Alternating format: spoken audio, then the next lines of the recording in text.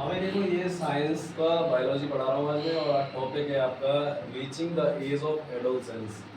इसका मतलब है हिंदी में इसको कह सकते हैं हम बचपन की अवस्था, बचपन या किशोर अवस्था की अवधियाँ।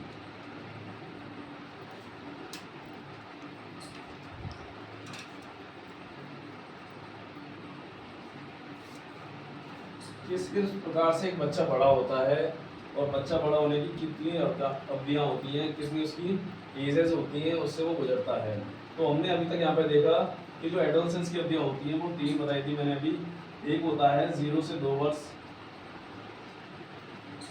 जिसको हम चाइल्डहुड कहते हैं, यानी बचपन की अवस्था। इसके बाद में बच्चा इंटर होते होते कहाँ पहुँच जाता है, 10 साल। और 10 से 14 साल की जो अवधि होती है उसको बोलते हैं क्या, टीनेजर्स।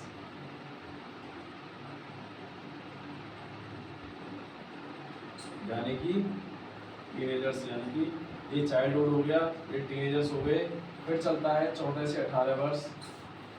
इसमें क्या हो जाता है, वो एडल्ट बन जाता है, एक वयस्क पुरुष बन जाता है, एडल्ट।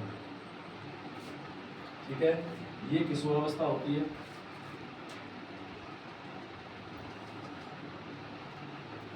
ये किशोर अवस्था होती है और ये बन जाता है एक वयस्क पुरुष, वयस्क अवस्था इसको कहते हैं। ठीक है भाई, तो ये मैंने आपको ये बताई थी। अब मैंने ये भी बताया था कि कितनी उम्र तक किस बच्चे की कितनी हाइट होनी चाहिए, ये भी मैंने बताया था। और इसको कैलकुलेट करने के लिए क्या करते हैं हम, प्रेजेंट की जो हाइट है वो प्रेजेंट हाइट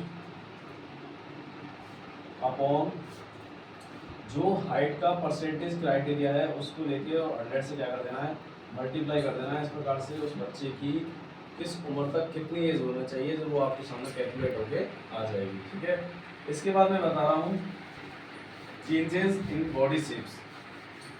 बच्चों के चेंज कैसे होते हैं बॉडी शेप में, समझ लेना भाई। लेकिन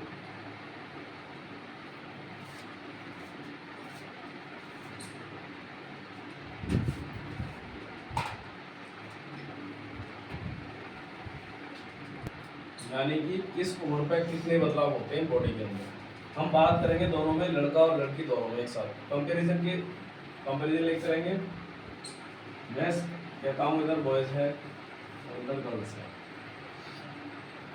ठीक है, एक लड़का होता है, लड़के में जो प्यूबर्टी या एडोलसेंस जो आता है वो कितनी एज तक आता है, पहले देखेंगे हम एज के आधार पर। तो एडोलसेंस की जो एज होती है उसमें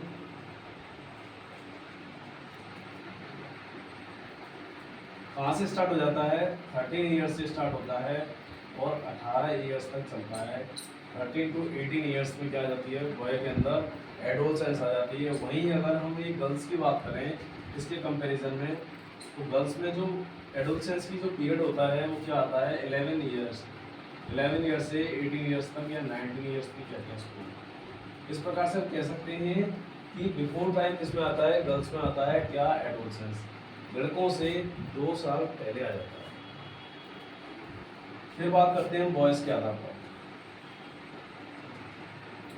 जब एक बॉय अपनी एडोलसेंस या टीनेजर्स में क्या होता है, वो प्रवेश कर रहा होता है, एंटर कर रहा होता है, उस टाइम पे उसकी आवाज़ में कुछ माइनर बदलाव आते हैं। और उन बदलाव को किस प्रकार से मेजरमेंट कर सकते हैं, देखो। जो बच्चा होता है, एक लड़का कितने ईयर्स का, 13 से, जब वो 13 ईयर में क्या कर रहा है, एंटर हो रहा है, उसकी आवाज़ कैसी हो जाती है, भारी हो जाती है। आवाज़ का भारी होना यानी कि उसके जो लिरिक्स होते हैं, लिरिक्स बोलते हैं यहाँ, कंठ जो होता है उसको, ये जो कंठ होता है उसकी जो वॉइस बॉक्स होते हैं उनसे क्या आ जाती है, आवाज़ लाउडली आती है, भारी होगी।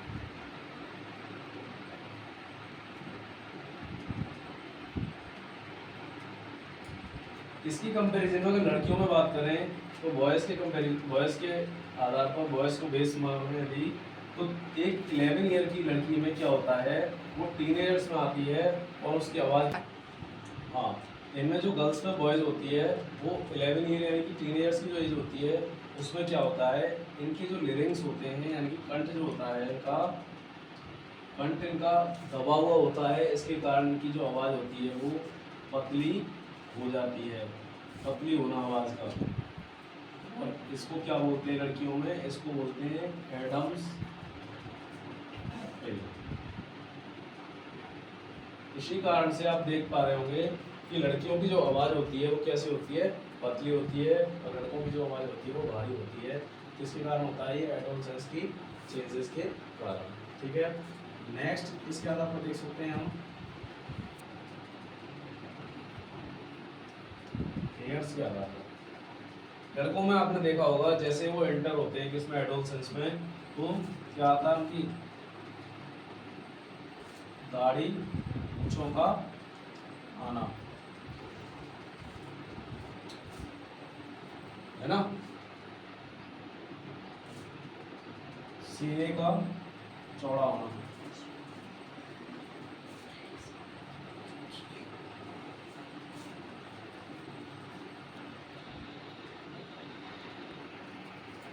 बाल वृक्षों का आना। आपने देखा होगा एक बॉय जो होता है उसकी पूरी बॉडी पे क्या होते हैं, हेयर होते हैं, उसके हाथों पे भी होते हैं, उसके पैरों पे भी होते हैं, उसके जो चेस्ट होता है उस पर भी बाल होते हैं। लेकिन यही अगर लड़कियों की बात करें तो लड़कियों में ऐसा नहीं होता है। लड़कियों में क्या होता है, बालों का कम होना,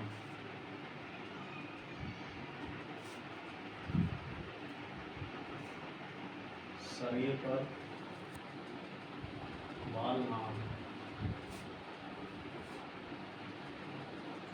तो इस प्रकार से क्या है, कुछ मेजर हमने चीज़ें देखी, एज के आधार पर देखा, वॉइस के आधार पर और हेयर के आधार पर।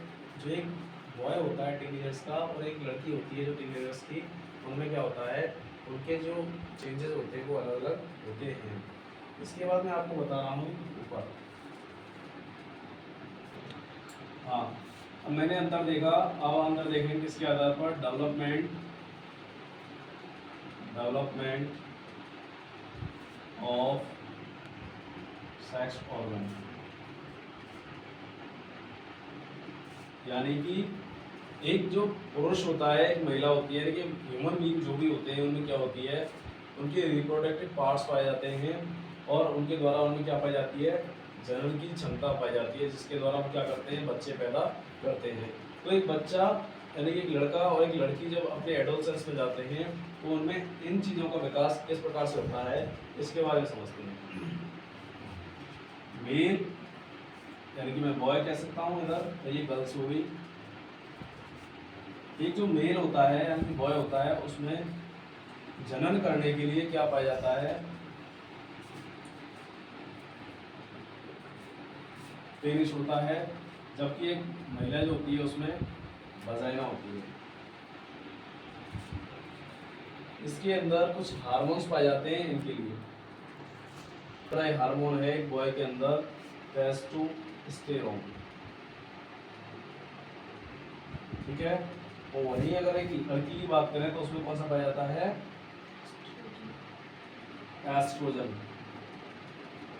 एस्ट्रोजन और दो पाए जाते हैं प्रोजेस्टेरोन।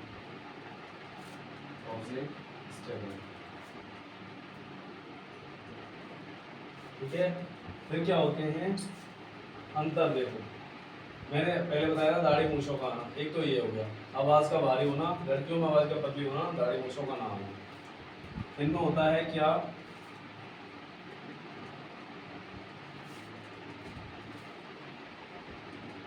सीना या चीज का चौड़ा होना, चौड़ा। वहीं अगर लड़कियों में बात करें, ब्रीस्ट का साइज बढ़ना, साइज इंक्रीज। अब ऐसा क्यों होता है, लड़कियों में ब्रेस्ट क्यों नहीं बनते हैं? ऐसा इसलिए होता है क्योंकि जो फीमेल होती है उसके अंदर बच्चे पैदा करने की क्षमता पाई जाती है, उसके जो रिप्रोडक्टिव ऑर्गन्स होते हैं वो उसी प्रकार बनाए गए ताकि वो एक बच्चे को जन्म दे सके। एक बॉय के कंपैरिजन में गर्ल्स में ये पाए जाते हैं, क्यों? क्योंकि इनके जो बच्चे पैदा करने की क्षमता होती है तो ये क्या करते हैं, बच्चे को क्या कराते हैं, ब्रेस्ट फीडिंग कराते हैं, दूध पिलाते हैं, इसलिए इनमें ग्रंथियों का विकास हो जाता है, ये बड़े होकर ब्रेस्ट का साइज बना लेते हैं। और जब एक गर्ल्स होती है जो अपनी एडोलसेंस में एंटर करती है, 13 से 18 तक क्या होता है इसमें ब्रेस्ट का साइज इंक्रीज होने लगता है। वहीं एक मेल की बात करें, एक बॉय की बात करें तो क्या होता है उसका सीना चौड़ा होने लग जाता है और नीचे से कमर पतली होने लग जाती है। वहीं इसका क्या होता है नीचे से कमर चौड़ी और कंधे छोटे। कंधों का आकार किसका बढ़ता है? पुरुषों का बढ़ता है। ये हो गया। तो मैंने बालों के आधार पे बताया था। तो इस प्रकार से क्या होता है कि रिप्रोडक्टिव ऑर्गन जो होते हैं वो मैच्योर होने लग जाते हैं। रिप्रोडक्टिव पार्ट्स मैच्योर, यानी कि रिप्रोडक्टिव पार्ट्स क्या हो जाते हैं? मैच्योर होना स्टार्ट हो जाते हैं। इसके अंदर वजाइना पाई जाती है, इसके अंदर पेनिस पाया जाता है, इनके साइड में क्या हो जाता है? ये रिप्रोडक्टिव मैच्योर होने लग जाते हैं। मैच्योर होने का मतलब इनमें जो जनन के लिए आवश्यक क्षमता है वो इनके अंदर पैदा हो जाती है। यानी किस एज तक एक बॉय और एक गर्ल्स क्या कर सकते हैं? जनन की क्रिया कर सकते हैं।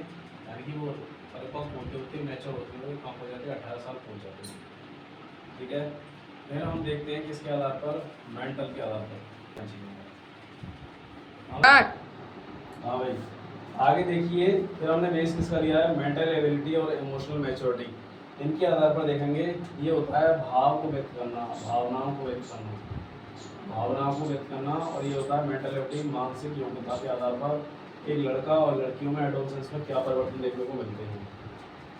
हम जानते हैं कि क्या एक बॉय जो होता है, एक गर्ल्स, एक बॉय के कंपैरिजन में एक जो गर्ल्स होती है उसका दिमाग थोड़ा क्या होता है?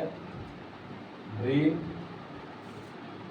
की जो कैपेसिटी होती है वो अधिक होती है, लेकिन दिमाग की जो कार्यशैली होती है, कार्य क्षमता, वो कम होती है। इसकी कंपैरिजन में बॉय में ज़्यादा होते हैं ये। इस प्रकार से हम देखते हैं mental ability, emotional maturity. Emotional maturity का मतलब होता है लड़कियों का जल्दी से रोना, लड़कियों का जल्दी से क्या हो जाना? किसी बात पर गुस्सा हो जाना, एंग्री फीलिंग। देखिए, एंग्री, नाराज हो जाना जल्दी से। इमोशनल, भावनात्मक हो जाना, भावनाओं में बह जाना। आपने देखा होगा लड़कियों को जल्दी से अभी कोई कुछ कह दे गुस्से वाली बात तो अचानक से रोने लगती हैं, इसलिए उनको आंसू आ जाते हैं। तो इस प्रकार से कहते हैं लड़कियां जो होती हैं बड़ी नाजुक होती हैं, यानी कि वो इमोशनल के आधार पर कमज़ोर होती हैं कंपैरिजन टू बॉयज़। ठीक है। इसके आधार पर देखते हैं हम सेकेंडरी सेक्सुअल कैरेक्टर्स। सेकेंडरी हमने अभी देखा था सेक्सुअल कैरेक्टर्स कैसे कैसे होते हैं, रिप्रोडक्टिव ऑर्गन्स का विकास होना। अब बता रहा हूँ सेकेंडरी के आधार पर। Secondary sexual characters. Secondary sexual character का मतलब है यहाँ पर कि हमने पहले देखा था उनमें अनेक प्रकार के क्या होते हैं? परिवर्तन पाए जाते हैं। जैसे कि अभी मैंने बताया कि जैसे एक जो लड़की होती है, गर्ल्स जो होती है, बॉयज में ऐसा नहीं होता है, ध्यान समझ लो उसको। एक जो लड़की होती है उसको माँ बनने के लिए बड़ी कठिनाइयों का सामना करना पड़ता है। उसकी जो ओवरी होती है, मैंने उस दिन बताया था आपको, जो फैलोपियन ट्यूब्स होती हैं ऐसे करके, इनमें क्या होता है? हर महीने इनसे एक एग रिलीज होता है। इनसे हर महीने क्या होता है? एक एग रिलीज होता है। और ये ओवम्स को बोलते हैं। हर महीने एग रिलीज होता है, उसको बोलते हैं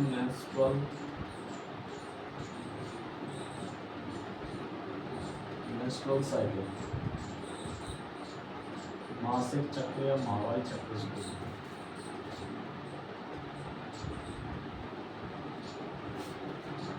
इसको पीरियड भी बोलते हैं।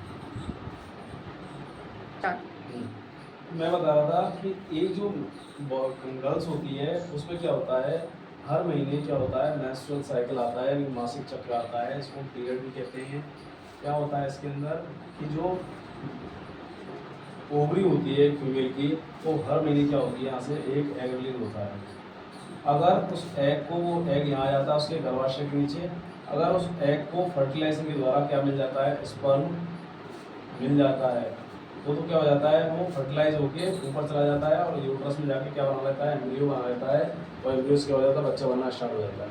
अगर ऐसा नहीं होता है, ये जो अवधि होती है वो 3 से 7 दिन की होती है, यानी कि ये फीमेल टू फीमेल वेरी करता है, यानी कि किसी फीमेल में ये 4 दिन का होता है, किसी में 2 दिन का होता है, किसी 3 दिन का होता है।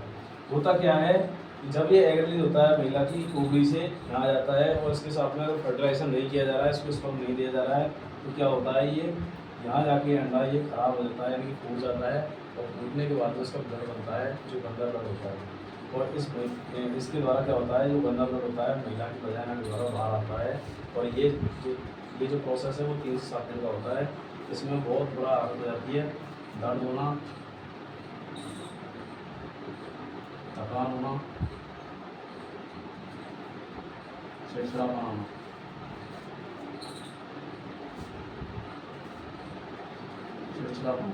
तो इसके द्वारा क्या होता है, ये सारे लक्षण सिम्टम्स होते हैं वो दिखाई देते हैं ये फीमेल के अंदर।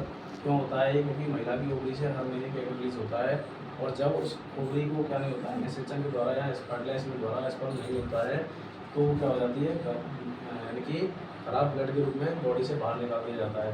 ऐसा अगर नहीं होता है, अगर किसी महिला में मेंस्ट्रुअल साइकिल नहीं आता तो कभी ज़िंदगी में क्या नहीं हो सकती, माँ नहीं बन सकती है।